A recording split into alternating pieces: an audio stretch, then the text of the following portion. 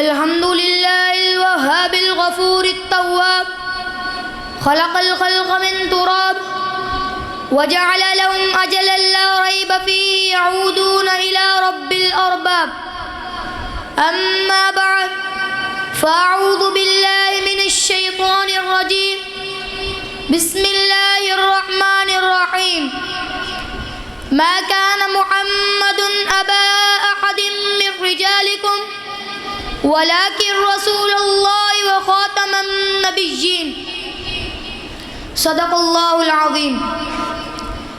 نہیں ہے اور نہ ہوگا بعد آقا کے نبی کوئی، نہیں ہے اور نہ ہوگا بعد آقا کے نبی کوئی، وہ ہیں شاہ رسول ختم نبوت، اس کو کہتے ہیں لگا کر پشت پر مور نبوت حق تعالیٰ نے انہیں آخر میں بھیجا خاتمیت، اس کو کہتے ہیں واجب الاحترام معزز سامعین اور مسجد صاحب پر جلوہ رہے مصفین اکرام۔ دلائل و براہین کی بلندیوں پہ تیرتے جن الفاظ کو آپ کے روبرو بیان کرنے چلا ہوں اس کا عنوان ہے ختم نبوت اور رد قادیانیت۔ ہر ایک بول جامع مگر مختصر ہے، ہر ایک بول جامع مگر مختصر ہے، بہت پرکشش ہے، بہت پر اثر ہے۔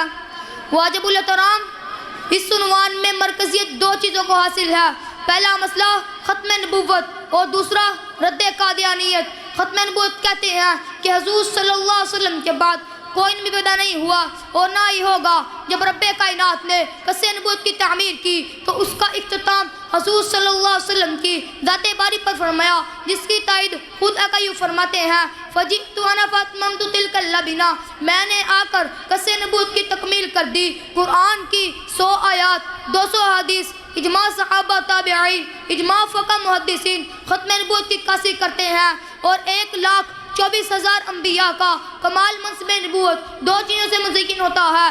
نمبر 1 ما قبل انبیاء کی تصدیق کرنا، نمبر 2 ما بعد آنے والے نبی کی خوشخبری دینا۔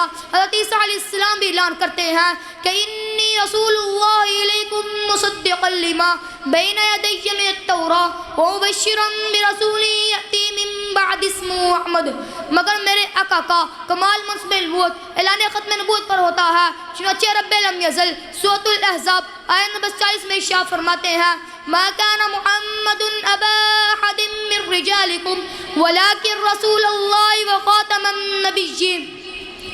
اور اس آیت کی تفسیر خود آقا یوں فرماتے ہیں انا خاتم النبیین لا نبی بعدی، اور سورۃ مائدہ کی آیت نمبر 3 میں ارشاد فرماتے ہیں الیوم اکملت لکم دینکم۔ اور اس آیت کی تفسیر میں رئیس المفسرین حضرت عبداللہ بن عباس رضی اللہ عنہ فرماتے ہیں لم ينزل بعد هذه الآیہ حلال و حرام، اگر اس آیت کے بعد کسی اور احکام کی ضرورت نہیں رہی تو آپ صلی اللہ علیہ وسلم ہی خاتم النبیین ہیں۔ ارے عقیدہ ختم نبوت اتنا مضبوط عقیدہ ہے کہ جس کے بارے میں امام ابو حنیفہ رحمۃ اللہ علیہ فرماتے ہیں من طلب منه علامة فقد کفر، اور انہی دلائل کی بنیاد پر ملا علی قاری شرح فقہ اکبر میں لکھتے ہیں دعوی النبوہ بعد نبینا کفر بالاجماع، اور اس عقیدے کا منکر بھی کافر ہے اور اس عقیدے میں شک کرنے والا بھی کافر ہے۔ احباب علم و فضل، محبوب کبریا کی ختم نبوت کا عقیدہ وہ عقیدہ ہے جس میں اسلام کی عمارت کھڑی ہے، یہ وہ عقیدہ ہے جس سے بغیر ایمان کی شمع گل ہو جاتی ہے، یہ وہ عقیدہ ہے جس میں ذرا سی بھی لچک سے دین کا سوج گہنا ہو جاتا ہے، یہ وہ عقیدہ ہے جس میں معمولی سی کمزوری سے مذہب کا میل گر جاتا ہے۔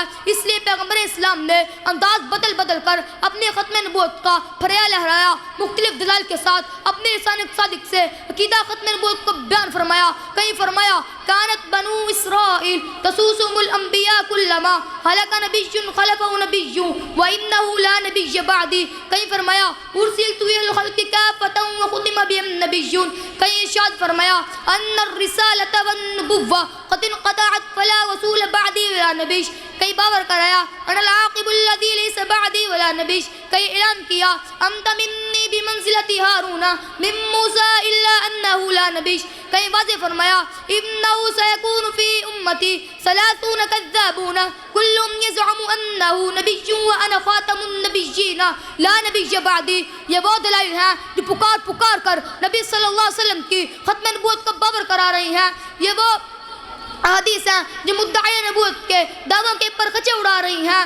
سامعین محترم، میں اب وقت کی نزاکت کو مد نظر رکھتے ہوئے رد قادیانیت کے موضوع کی طرف بڑھتا ہوں۔ میرے اور میرے اکابر کا عقیدہ ہے کہ مرزا غلام احمد قادیانی نبی ہو ہی نہیں سکتا، کیونکہ نبوت کے کچھ اوصاف ہوتے ہیں۔ ارے نبی تو وہ ہوا کرتا ہے جس کا حافظہ کمزور نہ ہو، جبکہ مرزا اپنی کتاب مکتوبات احمدیہ جلد نمبر 2 صفحہ نمبر 479 پہ لکھتا ہے کہ میرا حافظہ خراب ہے، اگر کئی دفعہ کسی سے ملاقات ہو تو تب بھی بھول دیتا تھا۔ ارے انبیاء اور تمام مرسلین کو سب سے زیادہ واجب التعظیم رکھنے کے لیے اللہ تعالیٰ نے کسی کے سامنے شاگردی اختیار رکھنے سے محفوظ فرمایا، جبکہ مرزا خود کہتا ہے کہ میں گلشاہ کا شاگرد تھا۔ ارے انبیاء کرام کو اللہ تعالیٰ نے جس قوم میں معبود فرمایا، ان پر اسی قوم کی زبان میں وحی ہوئی۔ اللہ رب العزت سورۃ الابراہیم آیت نمبر 4 میں ارشاد فرماتے ہیں وَمَا أَرْسَلْنَا مِن رَّسُولٍ إِلَّا بِلِسَانِ قَوْمِهِ لِيُبَيِّنَ لَهُمْ۔ مرزا قادیانی نے بھی اپنی کتاب چشمہ معرفت روحانی خزائن جلد نمبر 23 صفحہ نمبر 218 پہ اسی بات کو تسلیم کرتا ہے، لیکن اس کے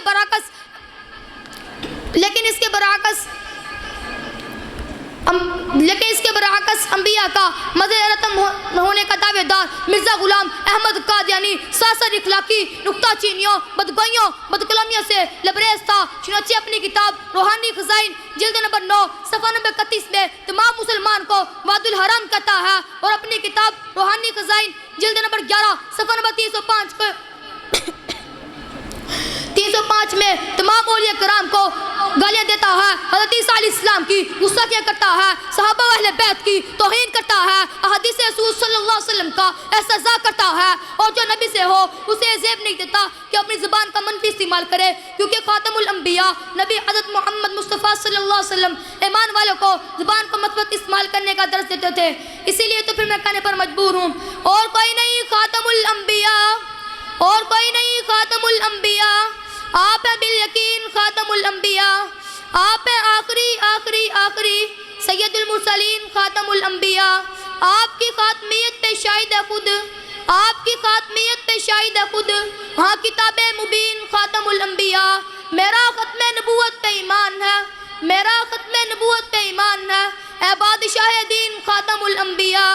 جانو دل اس عقیدے پہ واریں گے ہم، جانو دل اس عقیدے پہ واریں گے ہم، اولین آخرین خاتم الانبیاء۔